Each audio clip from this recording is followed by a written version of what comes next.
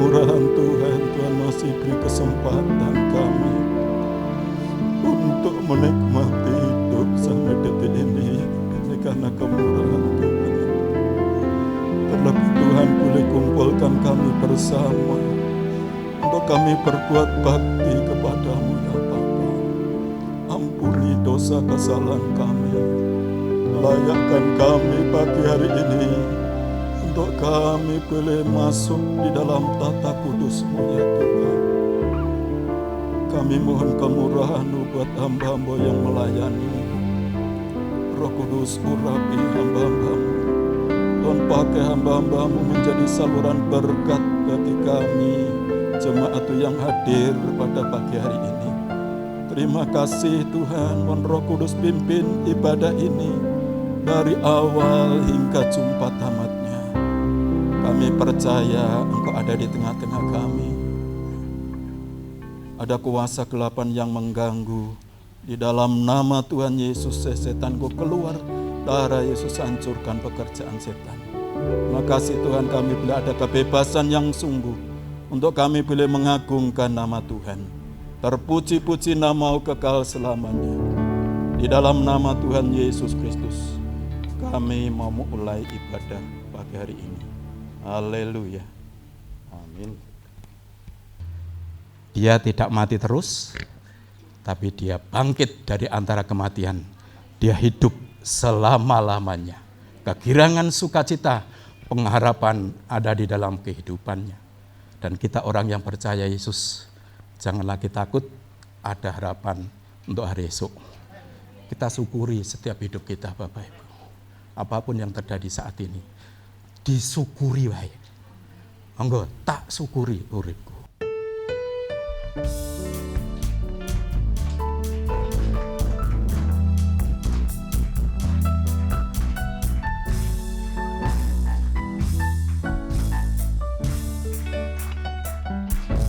Syukuri uripku ing astane Gusti.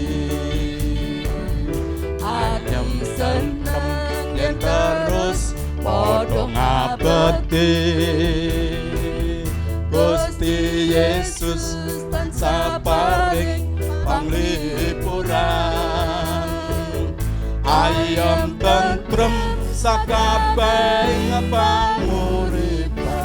Tak syukuri uripku ing astane Gusti. Amin, haleluya. Ati seneng yen terus padha ngabekti. Gusti Yesus tansah paring panglipuran. Ayem tentrem sakabehing panguripan. Gusti Yesus kula tresna selaminya. Amin, haleluya. Gusti Yesus tansah sing tak puja. Gusti paring urip kebak pangarep-arep. Gesang langgeng Gusti Yesus kang maringi. Tak syukuri uripku ing astane Gusti. Amin, haleluya. Ati seneng yen terus padha ngabekti. Gusti Yesus tansah paring panglipuran. Ayem tentrem sakabehing panguripan. Amin. Gusti Yesus kula tresna selalinya. Gusti Yesus tansah sing tak puja. Gusti paring urip kebak pangarep-arep. Gesang langgeng Gusti Yesus kang maringi. Gusti Yesus kula tresna selaminya. Amin, haleluya. Gusti Gusti Yesus tansah sing tak puja. Gusti paring urip kebak pangarep-arep. Gesang langgeng Gusti Yesus kang maringi. Gesang langgeng Gusti Yesus kang maringi. Gesang langgeng Gusti Yesus kang maringi. Haleluya. Sinten ingkang maringi gesang langgeng Bapak Ibu? Gusti Yesus. Sanese mboten wonten.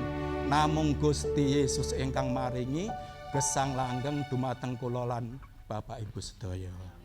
Haleluya. Liyane ora ana. Liyane mati kabeh tapi ora urip. Tapi Gusti Yesus mati hari yang ketiga, bangkit dari antara orang mati. Dialah Allah kita yang hidup. Itu sebabnya pagi hari ini apapun yang terjadi dalam hidup kita, percaya, jangan ragukan kasih-Nya Tuhan. Jangan ragukan janjinya Tuhan. Dia yang berfirman, memberikan kesembuhan. Dia yang bersabda, keselamatan itu terjadi dalam hidup kita. Monggo, saja Bapak Ibu bangkit berdiri, kita mau siapkan hati kita untuk terima berkat firman Tuhan.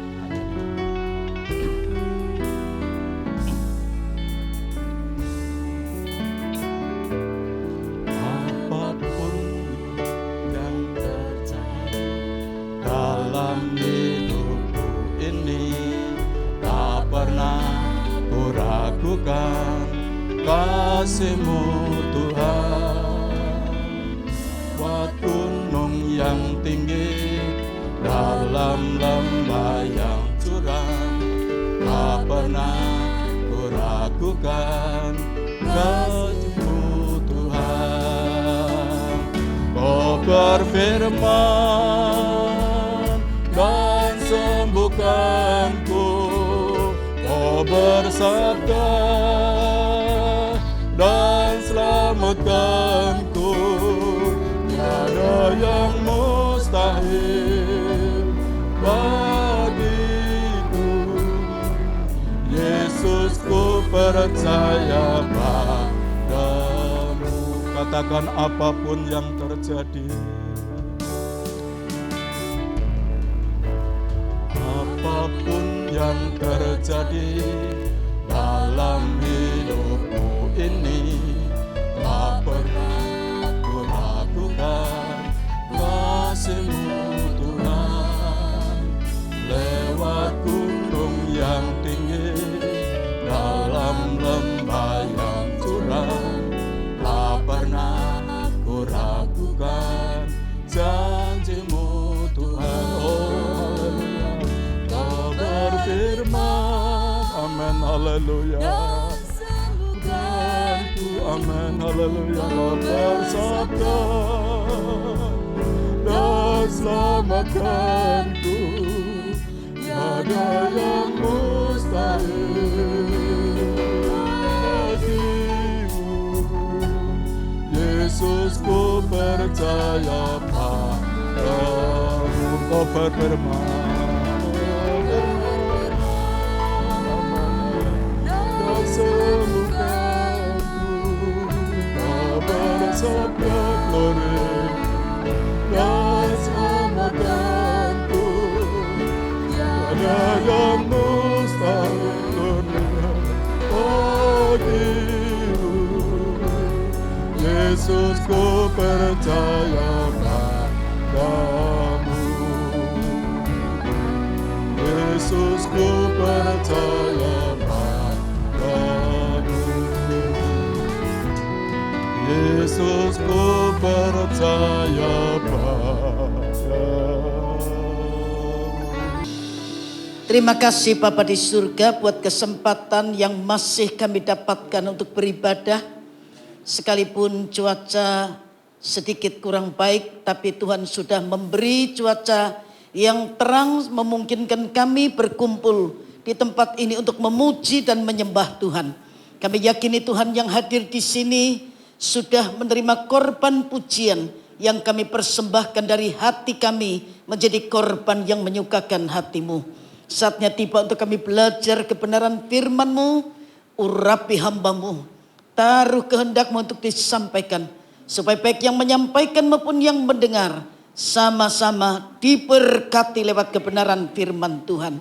Roh Kudus, tolong kami agar kami dapat menangkap kehendak Tuhan lewat pemberitaan firman yang kami dengar.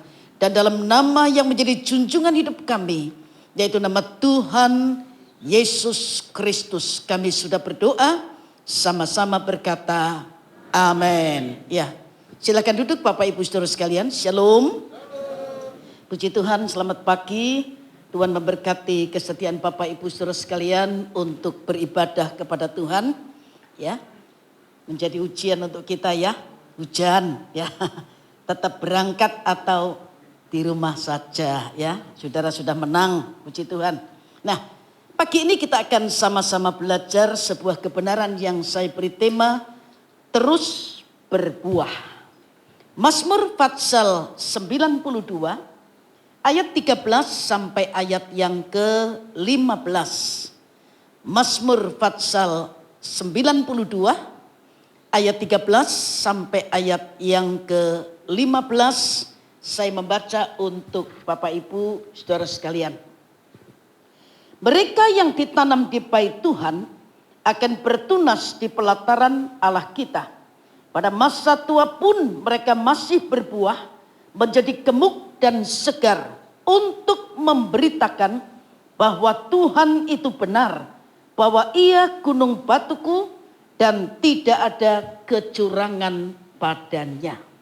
Bapak Ibu Saudara sekalian, ada sebuah mobil tua yang ditelantarkan di sebuah gudang selama lebih dari 40 tahun.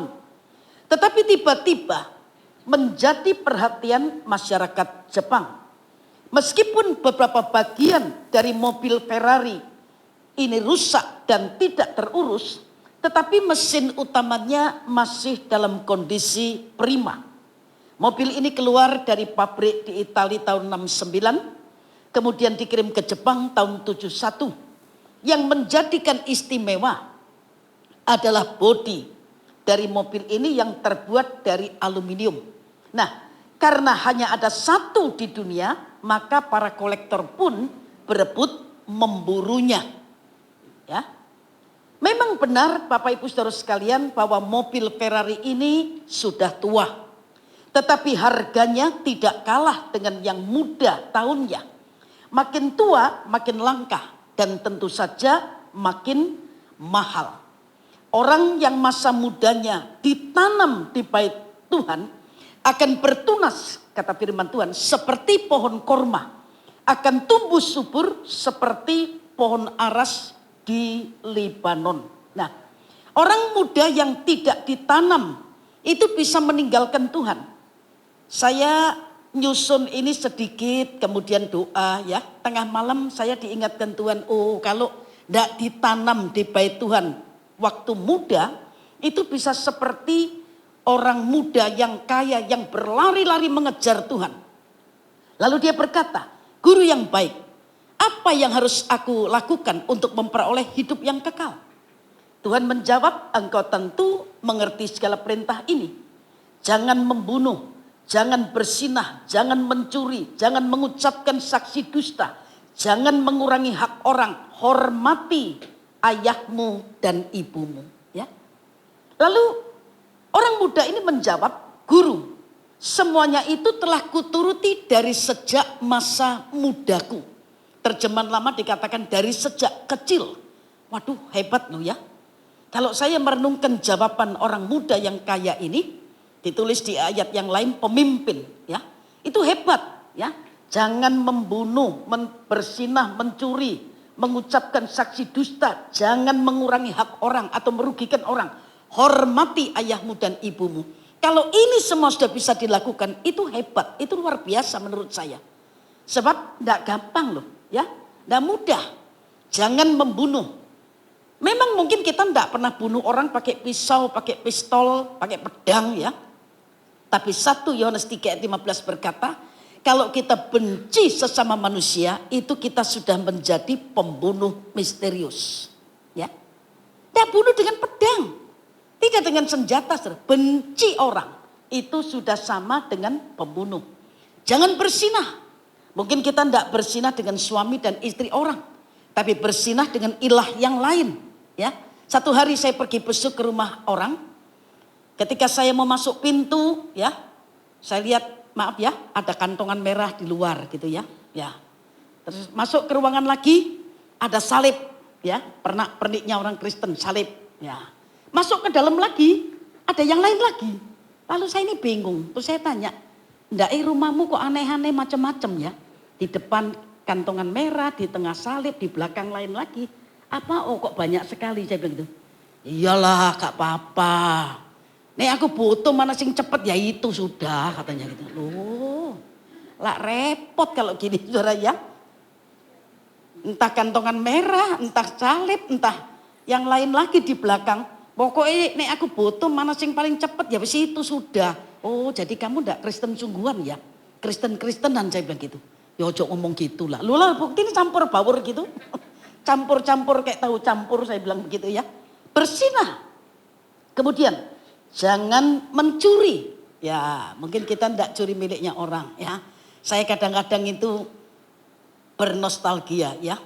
Dulu kecil ya, waktu saya sekolah ya, kepingin punya setip ya. Kepingin punya setip. Waktu istirahat semua keluar.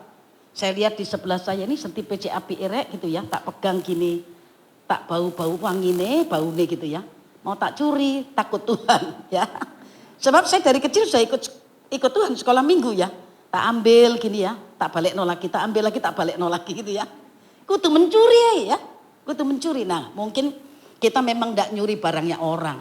Tapi mungkin kita mencuri miliknya Tuhan. Ya, udah. Jangan mengucapkan saksi dusta. Tidak gampang ini saudara ya. Untuk tidak bojo itu tidak gampang. Contoh yang paling gampang ya. Oma-oma. Cucu itu biasanya kan lebih lengket sama oma opa daripada papa mama ya. Kalau papa mama anak nakal pukul, tapi kalau oma tidak akan pukul ya. Ya, bahkan kalau dipukul sama mama papanya dilindungi sama oma opanya. Ojo gitu ya. Aku ae ya didang-dangi gitu ya. Nah, karena lengket oma opa kan kesulitan kalau mau pergi. Misalnya mau pergi gitu ya. Cucu mau ikut. Oma bilang apa kadang-kadang? Oma mau suntik, masa mau ikut, mau disuntik gitu ya. Nah, ya. Anak kan takut kalau disuntik itu. Mau disuntik, enggak mau. Ya sudah tinggal di rumah ya. Nanti oma pulang tak beli no coklat. Nah, bujuk satu kali, enggak suntik, bilang suntik ya. Kedua kali janji ngasih coklat.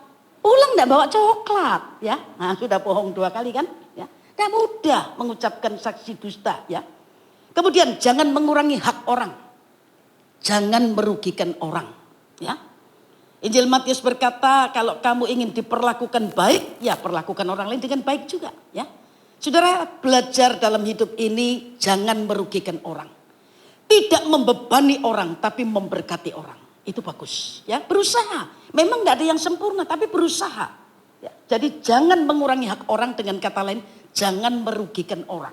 Kemudian hormati ayahmu dan ibumu. Mumpung masih hidup kalau mau melakukan sesuatu lakukan ya. Nanti kalau sudah gak ada masih gulung kumbing gak ada gunanya ya. Dikasih makanan sak meja gak ada gunanya. Saya kecil belum terlalu ngerti ya ketika mak saya itu sembayangan ya, sembayang untuk nenek moyang ya gitu ya. Kemudian turun ketika papa saya meninggal, rasanya mak saya juga masih sembayangan ya. Nah saya ini ikut ya, sudah dari kecil sekolah minggu loh, tapi masih bisa ikut ya. Ikutnya gimana?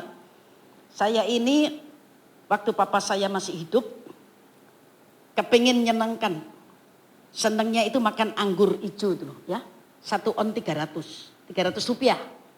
300 rupiah itu saya cuma mampu beli 1 on ya. Itu pun hasil dari saya berjalan kaki, jalan kerja dari Kapasan sampai ke Jembatan Merah. Ya.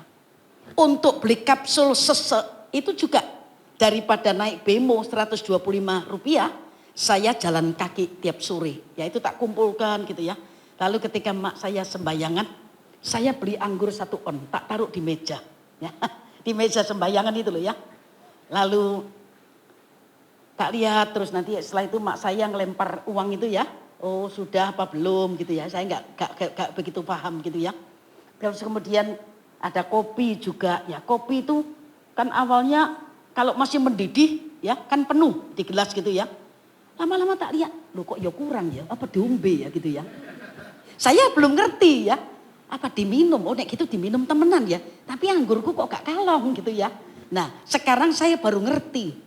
Kalau kita buat kopi penuh mendidih ya, biarkan saja nanti sebentar lagi sudah kurang. Jadi bukan yang mati yang minum ya. Menguap itu loh ya. Jadi hormati ayah ibumu. Itu selagi masih ada. Kalau sudah ndak ada gunanya, percuma ya. Orang-orang muda di tempat ini hormati ayah ibumu ya. Apa yang kita tabur itu akan kita tuai ya. Jangan melawan orang tua, jangan berani sama orang tua ya. Nanti saudara saya belajar dalam kehidupan ini apa yang kita tabur itu kita tuai double ya. Di dunia ini kita tuai sudah. Kalau muda, kecil, berani sama orang tua, nanti jadi orang tua, anak akan berani sama orang tua. Bukan cuma itu di dunia, nanti di sana masih ada hitungannya lagi ya. Jadi ketika orang muda ini berkata, semuanya itu sudah tak lakukan dari sejak kecil. Waduh hebat ya, sudah bisa melakukan berapa? 6 ya. Membunuh, berzinah, mencuri, mengucapkan saksi dusta, mengurangi hak orang, hormati ayah ibumu dan 6 ya. Lalu Tuhan berkata, kalau ini semua sudah kamu lakukan, satu kekuranganmu. Apa kekurangannya? Pergi jual hartamu, bagikan kepada orang miskin. Nah, sayang ending dari kisah itu, orang muda ini tidak pernah kembali lagi kepada Tuhan. Ya. Jadi saya diingatkan Tuhan, oh kalau tidak ditanam itu begitu. Meskipun dia ngaku, ini sudah tak lakukan semua. Tapi karena belum ditanam, ya, makanya bisa meninggalkan Tuhan. Bisa hanyut karena apa? Kesenangan dunia. Karena hatinya melekat pada harta dan lain sebagainya. Nah, pemazmur berkata mereka yang ditanam di bait Tuhan itu akan bertunas. Dan pada masa tua tetap bisa menghasilkan buah. Apa arti ditanam? Ditanam itu berarti tetap tinggal di dalam Tuhan. Tinggal dalam kebenaran firman Tuhan. Bapak Ibu saudara perhatikan kata pada masa tua pun mereka masih berbuah menjadi gemuk dan segar. Itu janji Tuhan kepada kita semua. Perhatikan kata masa tua bukan masa sisa. Ya, masa tua itu berkat. Saya diam-diam di kamar ya karena sudah sendiri. Tante Deborah suka pulang ke sorga ya. Kadang saya diam duduk-duduk. Kok ya gak rasa ya. Tiba-tiba ya sudah masuk lansia loh saya. 64 ya. Masa tua itu berkat. Masa tua itu adalah masa untuk kita lebih mendekat kepada Tuhan dan lebih mempersiapkan diri untuk ketemu Tuhan. Ya. Sebuah pohon itu kalau tidak berbuah pasti ada masalah. Sebagai orang percaya kalau kita hidup tidak berbuah pasti ada yang kurang beres ya. Pasti ada yang kurang beres. Beberapa alasan. Yang pertama, tanaman itu memang belum waktunya untuk berbuah. Kalau kita lihat contoh tentang pohon ara, ya, pohon ara ini bisa tumbuh di pinggir jalan, karena Injil Markus berkata dekat jalan, gitu ya. Injil Matius ya, dekat jalan. Ya, ini dicatat di Matius, Markus, Lukas, gitu ya. Di pinggir jalan bisa tumbuh, di dalam pohon kebun anggur bisa tumbuh, ya. Tapi dikatakan ketika Tuhan lihat pohon ara itu dari jauh, sudah berdaun, Tuhan mendekati. Melihat mungkin dapat sesuatu ya. Ternyata ketika sudah didekati, cuma daunnya yang rimbun. Tidak ada buahnya. Ya. Jadi bisa jadi alasan pertama tanaman itu memang belum waktunya untuk berbuah. Secara rohani memang belum dewasa. Mungkin baru kenal Tuhan, baru bertobat gitu ya. Itu alasan yang pertama. Yang kedua, ada hama yang mengganggu. Ya. Saya ini senang lihat tanaman lidah buaya. Apalagi kalau besar-besar ya. lebih dari 10 tahun lalu mungkin orang itu kan belum bisa mengelola lidah buaya ya. Kalau sekarang lidah buaya sudah dijual ya. Lidah buaya itu bisa nurunkan gula darah ya, untuk panas dalam bagus ya, untuk pencernaan bagus. Sekarang mahal. Nah, saya lihat lidah buaya ini besar-besar gitu ya, di satu pot yang besar. Tapi di sebelahnya ya, ada lidah buaya juga, sedikit besar juga, tapi banyak yang hitam-hitam gitu loh. Jadi kan jelek ya. Nah, bisa dibedakan. Yang sehat hijau bagus, tapi yang sakit, yang kurang sehat bisa keluar bintik-bintik hitam-hitamnya itu ya. Jadi kalau kita ini tidak berbuah secara rohani, ada hama yang mengganggu. Hamanya apa? Hamanya tentu bukan seperti hamanya tanaman ya. Hama itu bisa berupa dosa yang dipelihara dalam hidup. Bentuknya bisa kesalahan orang yang terus tinggal di hati ya. Jujur kita ini firman Tuhan dengar cepat lupa. Tapi kesalahan orang itu tidak bisa lupa ya. Sulit lupa kesalahan orang itu ya. Kemudian apa? Bersungut-sungut, kecewa, benci sama orang dan lain sebagainya ya. Alasan yang ketiga, bisa kurang pupuk, kurang air ya. Pupuk itu bisa bicara firman Tuhan ya. Kapan kita ini ngerti kehendak Tuhan kalau kita tidak pernah baca ya. Baca ndak, mana bisa melakukan ya. Mana bisa ngerti, tidak mungkin ya. Pupuk itu gambaran dari firman Tuhan.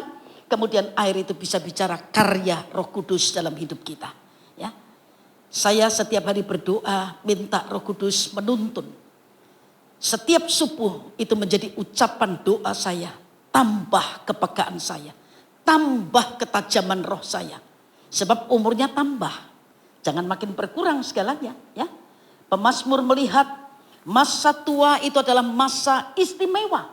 Karena masa tua itu kesempatan untuk kita memberitakan kebenaran firman Tuhan. Coba lihat Mazmur 71 ayat 17 sampai 18. Mazmur 71 ayat 17 sampai 18. Ya.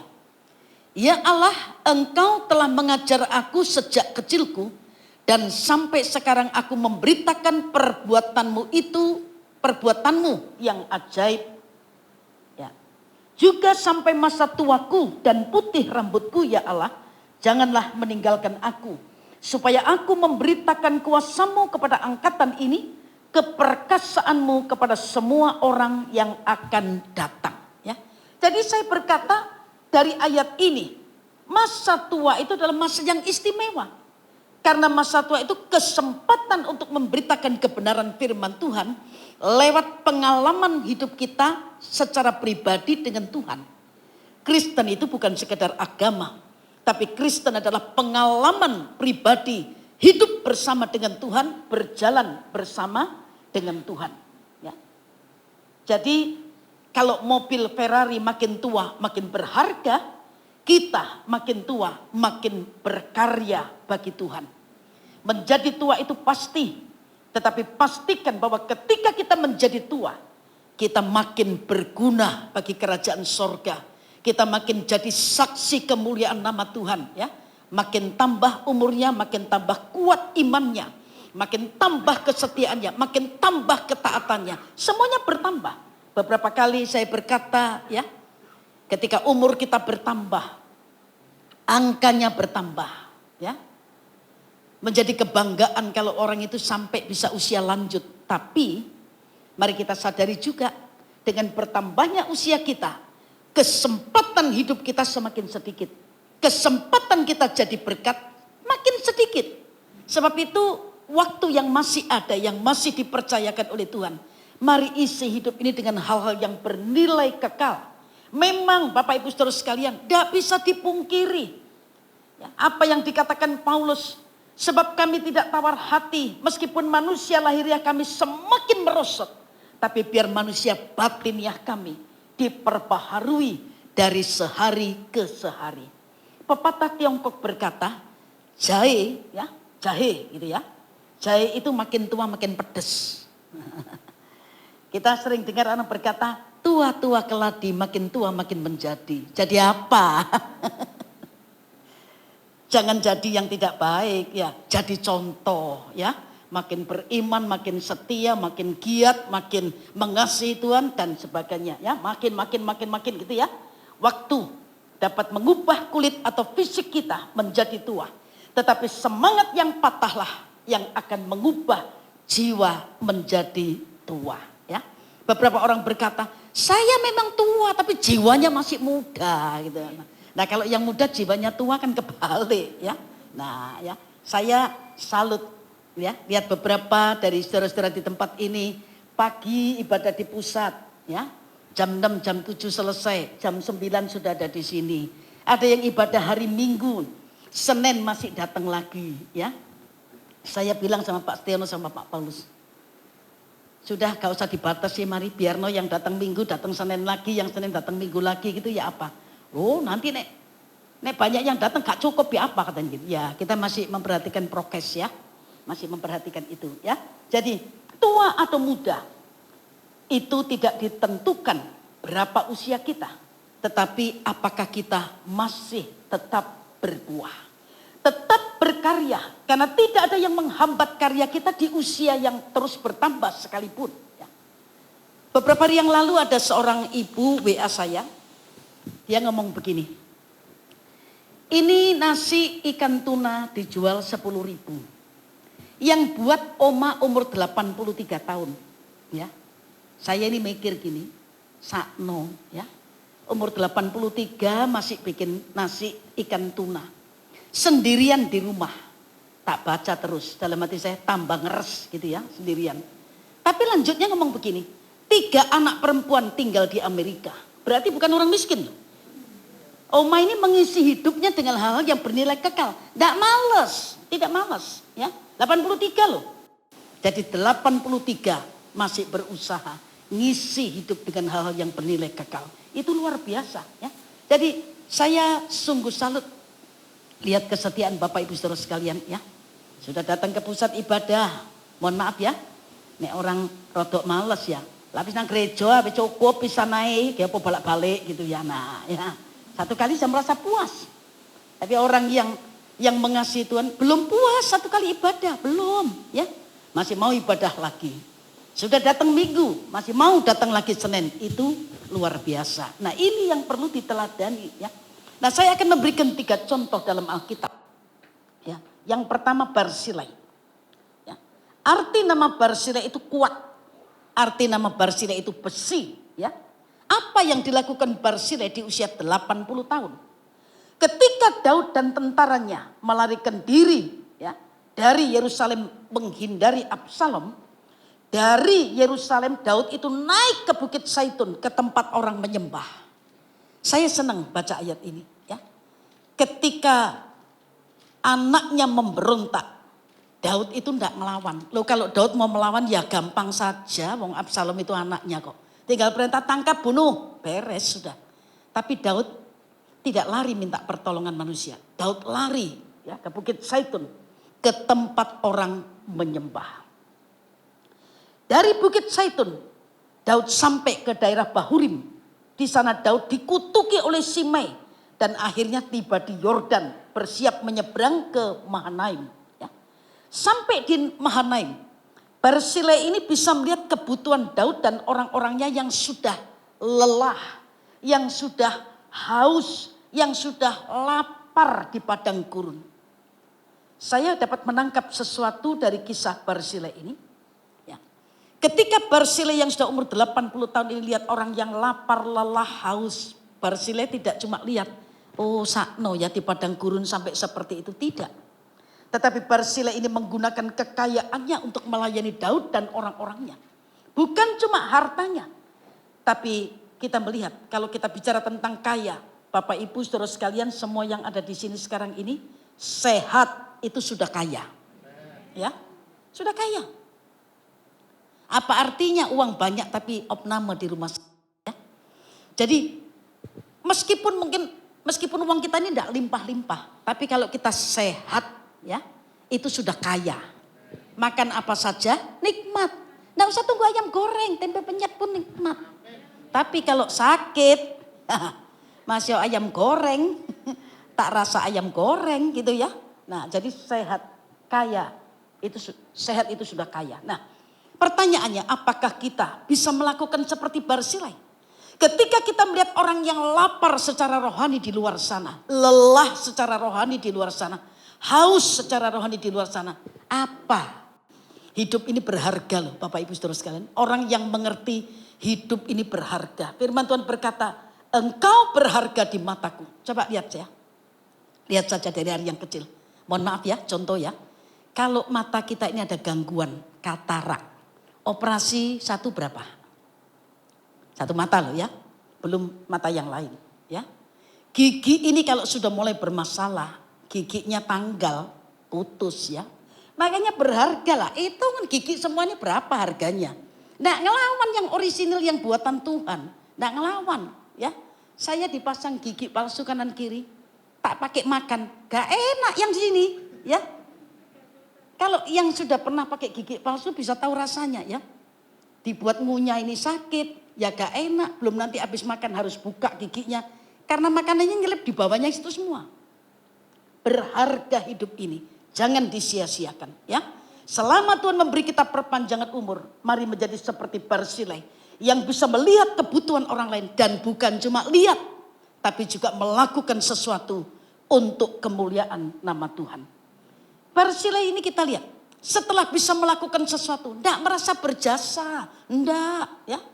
Banyak orang kalau sudah melakukan sesuatu merasa berjasa. Oh, Barzilai tidak. Waktu Daud hendak membawa ke Yerusalem, Barzilai berkata apa? Sepotong jalan saja. Ya, sedikit saja yang dilakukan kepada Daud. Makanya Barzilai berkata, "Enggak usah bawa aku. Buat apa? Makanlah, aku sudah bisa rasakan ya. Jangan jadi beban ya. Enggak usah jadi beban, biarkan aku menikmati hari tuaku ya."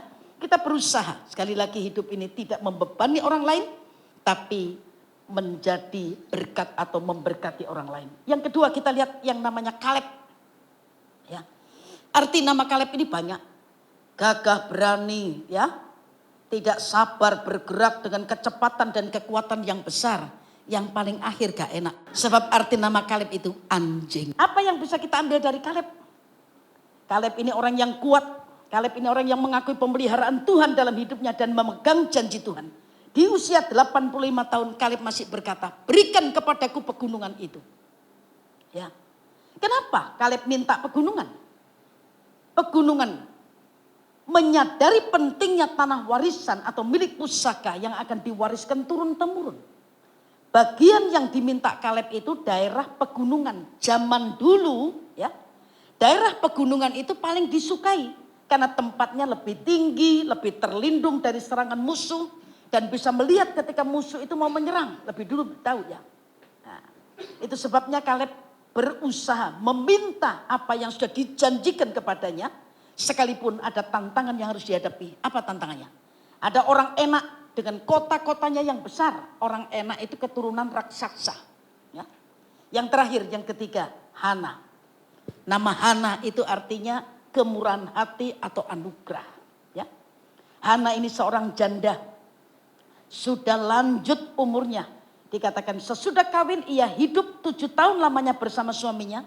Dan sekarang berumur 84 tahun. 84 tahun Alkitab mencatat beribadah dengan berdoa dan berpuasa.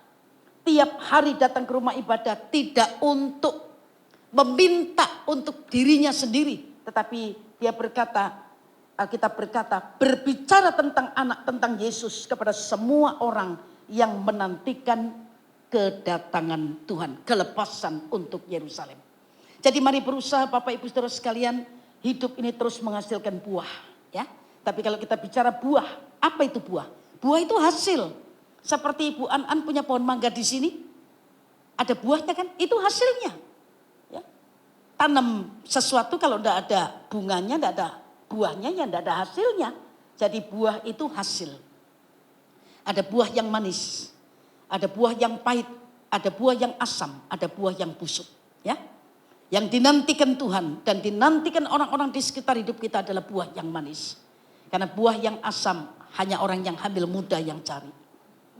Kalau buah itu busuk, ya dibuang, tidak ada gunanya. Ya, tidak ada gunanya. Jadi selagi masih ada kesempatan, Bapak Ibu Saudara sekalian, waktu kita tidak banyak. Waktunya berlalu begitu cepat dengan bertambahnya usia kita. Dan kesempatan yang tinggal sedikit ini, mari kita berkarya. Ya. Berkarya bagi Tuhan seperti nasihat Salomo dalam kitab Pengkhotbah dikatakan, segala sesuatu yang dijumpai tanganmu untuk dikerjakan, kerjakan itu dengan sekuat tenaga. Tangan ini bicara perbuatan. Ya, kalau orang punya tangan, makan dengan tangan, kerja dengan tangan. Tidak punya tangan dengan kaki. Tidak punya tangan, tidak punya kaki dengan mulut, dengan lidah. Jadi tangan ini bicara perbuatan. Apa saja yang bisa kita lakukan, lakukan dengan sekuat tenaga. Diingatkan tidak ada pekerjaan, pertimbangan, pengetahuan, hikmat dalam dunia orang mati, kemana engkau akan pergi. Dengan kata lain, ada batas waktu. Kita tidak selamanya bisa melakukan. Ada batas waktunya. Ya, Tuhan berkata, selagi hari siang kita bekerja, akan datang malam di mana kita tidak bisa lagi bekerja. Kapan malam itu tiba? Tiba-tiba terserang sakit. Ya, tidak ada orang menginginkan penyakit datang tiba-tiba, enggak. Tapi tiba-tiba saja bisa, ya, kena serangan jantung, stroke dan lain sebagainya, gitu ya. Jadi pagi hari ini, kebenaran ini Tuhan taruh kuat di hati saya. Saya sudah berusaha cari yang lain, ya, tapi terus kembali ke sini, ya. Sepertinya kok gak cocok. Ini kan untuk orang tua, ya. Memang untuk orang tua. Makanya yang muda Tuhan ingatkan, kalau tidak ditanam, tidak akan tahan, ya. Dunia menarik kita lebih jauh dari Tuhan. Tetapi kalau kita memiliki hati yang berpaut kepada Tuhan, kita akan tetap kuat dan akan menghasilkan buah. Tuhan memberkati Bapak Ibu Saudara sekalian. Tuhan Yesus, Gembala kami yang baik, sungguh hati kami penuh dengan ucapan syukur pada siang hari ini. Kalau kami boleh memiliki kesempatan, untuk kami boleh memuji, menyembah, dan mendengarkan kebenaran firman. Terima kasih untuk kebenaran firman-Mu yang begitu indah dalam kehidupan kami. Biarlah hidup kami boleh terus tertanam di dalam bait-Mu. Firman-Mu tertanam dalam hidup kami. Sehingga kami boleh memberikan teladan yang baik bagi anak cucu menantu, keluarga dan orang-orang yang ada di sekitar kami. Karena kami tahu ketika kami tertanam di dalam bait-Mu, hidup kami boleh terus bertumbuh. Kami boleh melakukan segala sesuatu seperti apa yang Tuhan inginkan dalam hidup kami. Hidup kami boleh dipenuhi dengan kebenaran. Sehingga kami boleh mengasihi setiap orang yang ada di sekitar kami.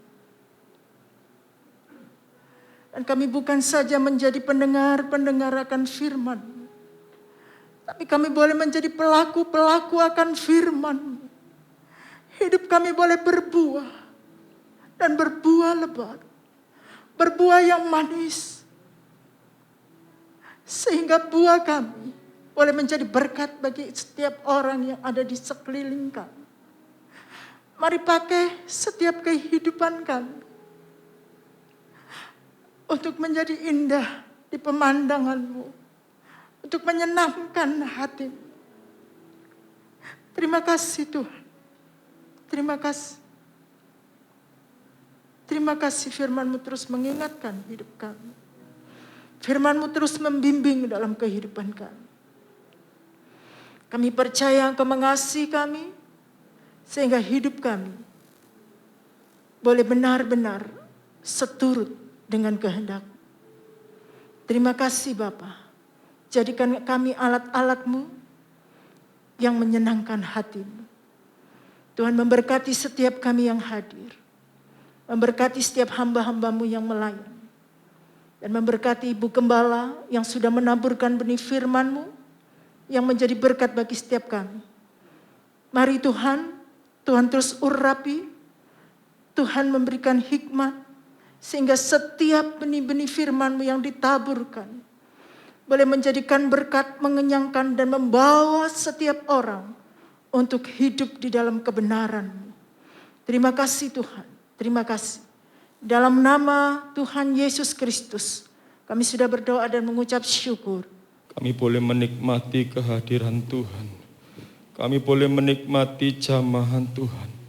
Kami percaya kami yang datang, kami sudah mendapat pemulihan dari Tuhan, mendapat jawaban dari Tuhan, mendapat pertolongan, sukacita, damai sejahtera, bahkan segala berkat yang terbaik. Dengan iman kami sudah terima pagi hari ini. Memberkati kami semua, memberkati hamba-hamba-Mu yang sudah melayani, pakai lebih hari lebih heran untuk kemuliaan nama Tuhan. Kami saat ini berdoa buat keluarga Ibu Kuis yang kiranya Engkau terus memberikan penghiburan dan kekuatan dalam kondisi berduka cita. Engkau campur tangan, Engkau menolong. Tuhan, kami berdoa buat bangsa dan negara kami menyerahkan ke dalam tangan Tuhan. Tuhan, berikan hikmat akal budi buat pemerintah kami, Presiden, Wakil Presiden, dan jajarannya, aparatur negara, aparat keamanan, kiranya dapat terus mengatur, mengelola, menjaga bangsa ini dengan baik, sehingga semua berjalan dengan baik, tidak kurang satu apapun. Kami berdoa untuk masa pandemi ini, kiranya Tuhan menolong, Tuhan taruh orang-orang yang berkompeten untuk bisa menyelesaikan masalah pandemi ini dengan baik. Tuhan pakai anak-anak Tuhan yang ada di dalamnya, yang berusaha untuk bisa menemukan hal-hal yang lain untuk menjadi jalan keluarnya.